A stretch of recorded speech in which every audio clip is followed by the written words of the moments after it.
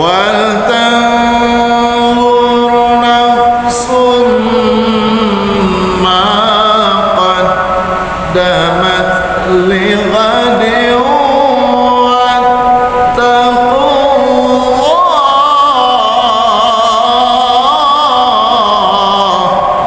Assalamualaikum warahmatullahi wabarakatuh.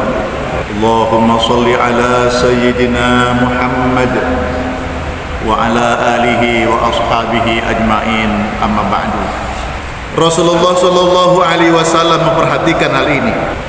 Man kana yaumuhu khairan min amsihi fahuwa rabih. Siapa orang yang hari ini amalannya lebih baik, kondisinya lebih baik daripada hari-hari kemarin, dia tergolong orang-orang yang beruntung, orang yang sukses. Perjalanan waktu dari hari ke hari, pekan ke pekan, bulan ke bulan, berganti tahun, betapa sulit kenyataan yang kita hadapi. Tapi ada orang-orang tertentu yang memang dia berupaya bagaimana hari ini bisa lebih baik daripada hari kemarin. Perintah Allah Subhanahu wa taala, ya ayyuhalladzina amanu taqullah wal tanzur nafsum ma qaddamat lighadin wattaqullah. Jadi kita memperhatikan ayat Allah. Perhatikan kehidupanmu, apa bekal yang akan kau bawa setelah kematian nanti. Jadi ada orang berupaya sekuat-kuatnya, hari ini harus lebih baik daripada hari kemarin. Alhamdulillah. Itu termasuk orang yang sukses, kata Nabi. Lalu yang kedua, wa man kana yaumuhu misla amsihi fahuwa maghbunun. Siapa orang yang hari ini mirip persis sama seperti kemarin, itu termasuk orang-orang yang rugi, kata Nabi. Jadi Rasulullah bilang, kalau amalanmu, kalau kesempatan ibadahmu, kalau sholat kualitas zikirmu sama hari ini dengan yang kemarin, itu rugi. Masya Allah. Kalau lihat dari dua ini, maka grafik kita harus selalu naik. Kalau kita ada orang zikirnya dengan menghitung ruas jari, ada orang zikirnya dengan memutar biji tasbih, ada orang yang zikirnya dengan digital, tasbih digital, angka-angka.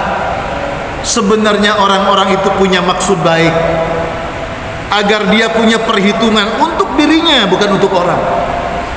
Apakah yang saya lakukan hari ini sama dengan kemarin? Saya harus punya target hari ini lebih baik dari kemarin. Maka dia punya grafik yang meningkat. Sama dengan yang kemarin. Kemarin seperti itu, sekarang begini. Maka termasuk rugi, bahasa Nabi. Yang ketiga, wa man kana yaumuhu syarran min amsihi fahuwa mal'unun. Siapa yang hari ini justru lebih buruk dari kemarin, termasuk orang yang terlaknat. Na'udzubillahi min dzalik. Ada suatu fase, Pak, Bu, kita ini meninggalkan ibadah nyesel. Pernah Bapak Ibu ngalami itu?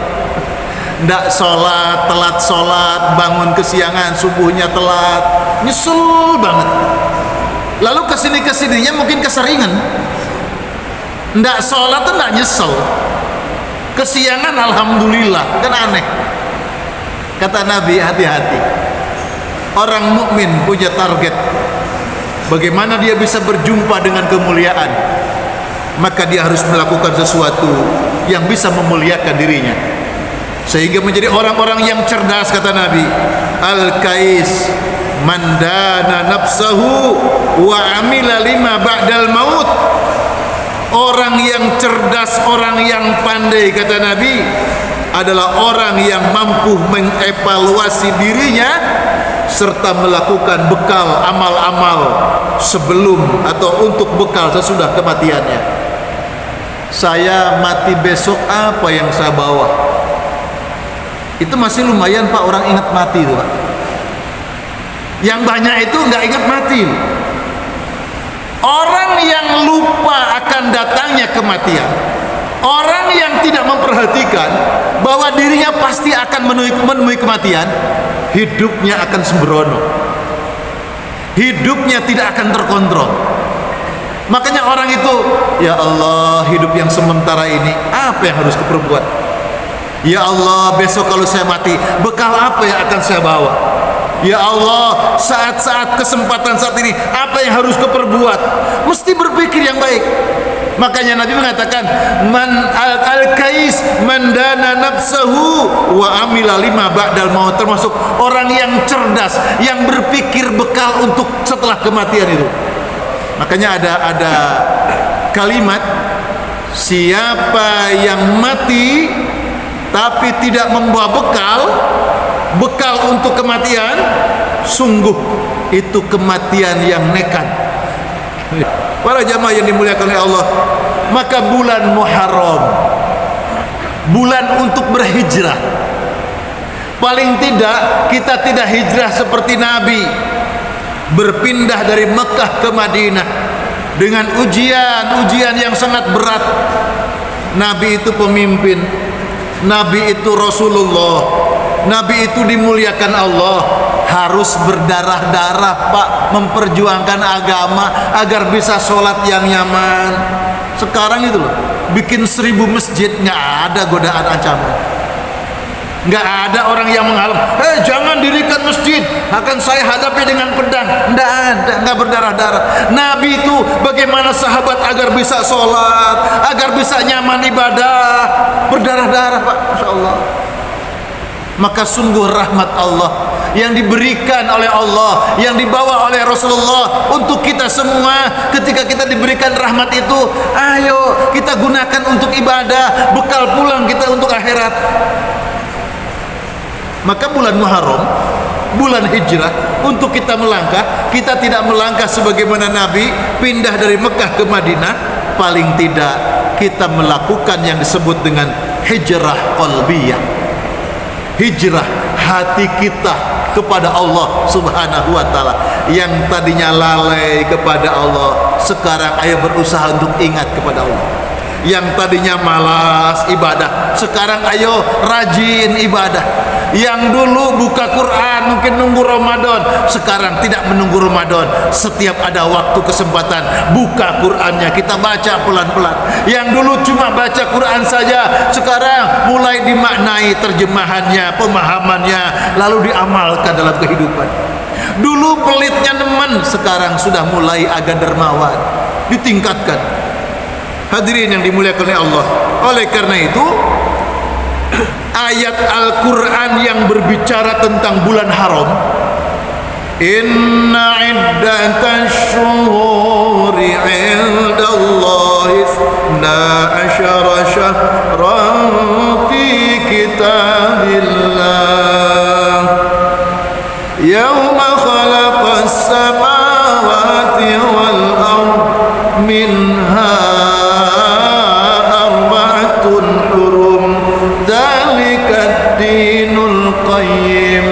Allah memiliki 12 bulan. Sejak diciptakan langit dan bumi, Allah menciptakan 12 bulan dalam setahun. Di dalam 12 bulan tersebut ada di dalamnya 4 bulan yang disebut dengan bulan haram, bulan mulia, termasuk Muharram. 4 bulan mulia itu apa? Rajab, Zulqa'dah, Zulhijjah, Muharram.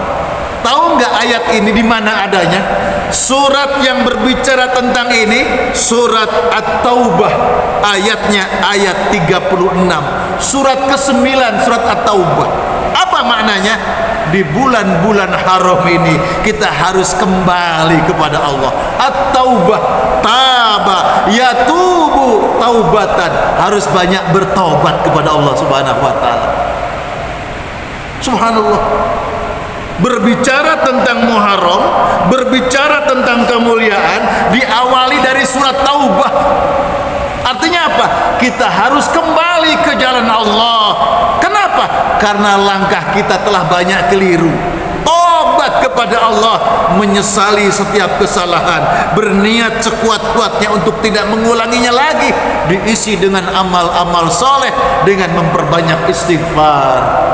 Makanya dalamnya minha arba'atun hurum dzalika dinul qayyim fala tadlimu fihinna anfusakum. Janganlah engkau berbuat zalim di bulan-bulan haram tersebut. Pertanyaannya, janganlah engkau berbuat zalim di bulan-bulan haram ini. Pertanyaan saya, berbuat zalimnya sudah apa belum? Sudah. Jangan berbuat zalim di bulan-bulan haram ini. Jangan berbuat dosa, jangan berbuat aniaya, jangan berbuat jahat, jangan menyakiti orang di bulan-bulan haram ini. Apakah sudah dilakukan? Sudah dilakukan. Maka Allah melarang, jangan. Kalau di bulan ini jangan, apakah di bulan yang lain jangan juga? Iya, tetap.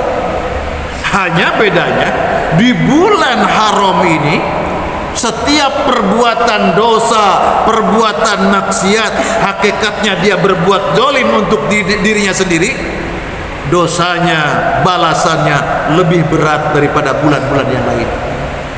Ada mafhum mukhalafah di sini, pemahaman terbalik di sini. Apa itu? Siapa yang melakukan amal-amal soleh, siapa yang melakukan amal-amal kebaikan, insya Allah nilai pahalanya juga dilipat gandakan oleh Allah Subhanahu wa ta'ala. Mudah-mudahan di bulan di tahun baru Islam 1446 Hijriah ini kita senantiasa diberikan oleh Allah pertolongan, taufik, hidayah serta kemudahan jalan hidup kita, istiqomah di jalan Allah Subhanahu wa ta'ala. Rabbana atina fid dunya hasanah wa fil akhirati hasanah wa qina adzabannar. Allahumma tawwil a'marana, ya Allah, berikan kami umur yang panjang penuh dengan barokah.